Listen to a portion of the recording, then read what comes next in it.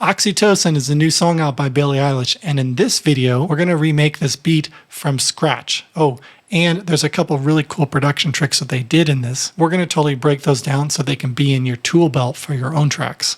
Alright, so let's lay out our game plan here. I want to start initially with the beat and focus first on the kick. Now, one of the things I often hear in the tracks that Finneas produces is that he often uses multiple drum sounds. And in this song, I hear him using 3 different kick sounds. The main kick that's used throughout this is rather round and bouncy, like this.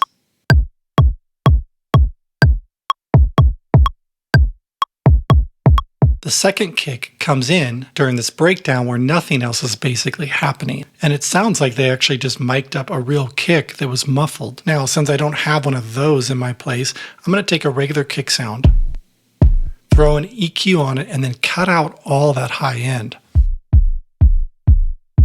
Add a little compression with a very slow attack, and then record that part. Now the third kick is really subtle. It's just used to add some extra brightness to beats 1 and 3. So I'm going to find a natural kick sound with some good attack, but this time cut all the low end and boost the highs. Let's see how this sounds together. I'm going to mute the first 4 beats so you can really hear how much this third kick adds brightness. Here it comes.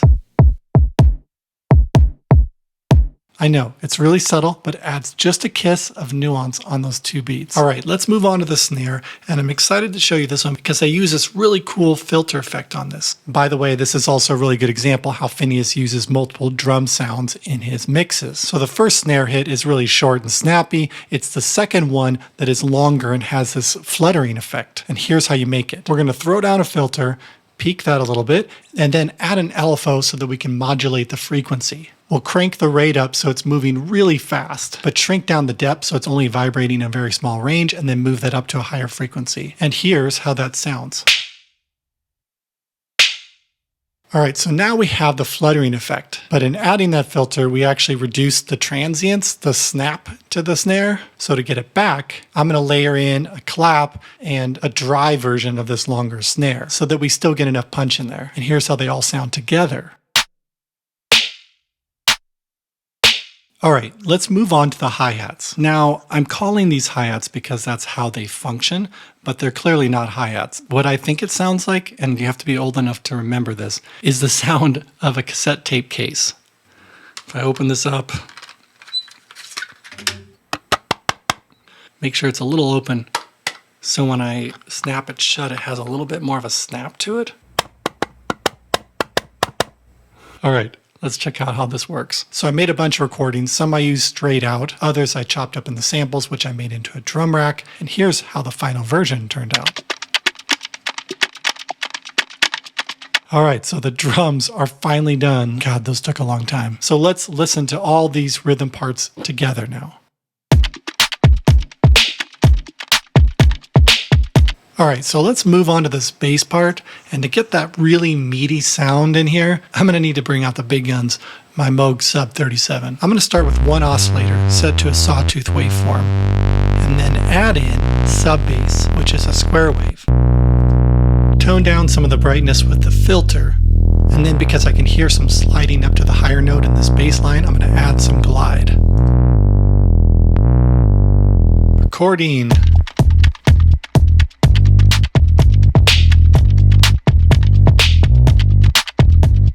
Hey, if you like where this is going, be sure that you subscribe to not miss out on the next one. And feel free to leave a suggestion in the comments below about which track I should remake next. Alright, so now that we have all the main parts in there, there's a couple extras that we need to add. There's like this fluty organ sound. So I just typed organ into the search bar and found this organ engine that I didn't even know existed. And after messing around with the dials a little bit to see what they do, this arrangement seems like it's pretty close to what it sounds like in the song. Added a little bit of compression and then threw in this auto pan because you can hear it bouncing back and forth between your ears on the song. Okay, let's record this.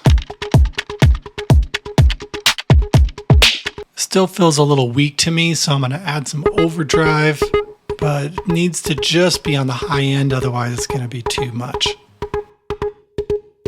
All right, only one last part and then we're done. There's kind of a stuttering synth sound that's going on. Let's use something really bright like this, throw down a filter, but this time we're going to use the LFO on the filter itself because we don't need it to go that fast. I'm going to set it to a square wave so it goes on and off much more harshly, and then time it to be a 16th note.